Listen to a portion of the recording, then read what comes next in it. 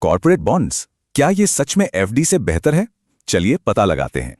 13.2%। और हाँ, ये एक असल कॉर्पोरेट बॉन्ड से मिला रिटर्न है।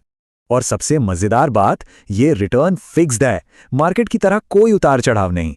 लेकिन इतना ज्यादा, और वो भी फिक्स रिटर्न?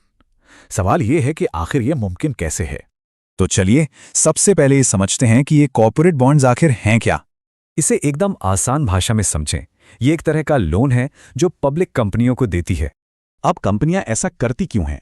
क्योंकि पब्लिक से पैसा उठाना अक्सर बैंक लोन से सस्ता पड़ता है। एक इन्वेस्टर के लिए प्रोसेस एकदम सीधा है। पैसा लगाओ, रेगुलर ब्याज पाओ और मैच्योरिटी पर असली पैसा वापस। पर रुकिए, इन्वेस्ट करने से पहले कुछ चीजें चेक करना बहुत जरूरी है। ये रही वो checklist. Credit rating, YTM, maturity period और बॉन्ड सिक्योर्ड है या अनसिक्योर्ड। क्रेडिट रेटिंग, इसे कंपनी का सिविल स्कोर ही समझिए। ये कंपनी की फाइनेंशियल हेल्थ बताती है।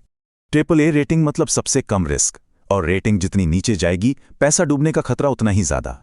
YTM का मतलब है वो टोटल सालाना रिटर्न जो बॉन्ड को आखिर तक होल्ड करने पर मिलेगा। मैच्योरिटी पीरियड मतलब बॉन्ड कितने टाइम का है। कम रिस्क के लिए अक्सर 2 से 4 साल सही रहते हैं।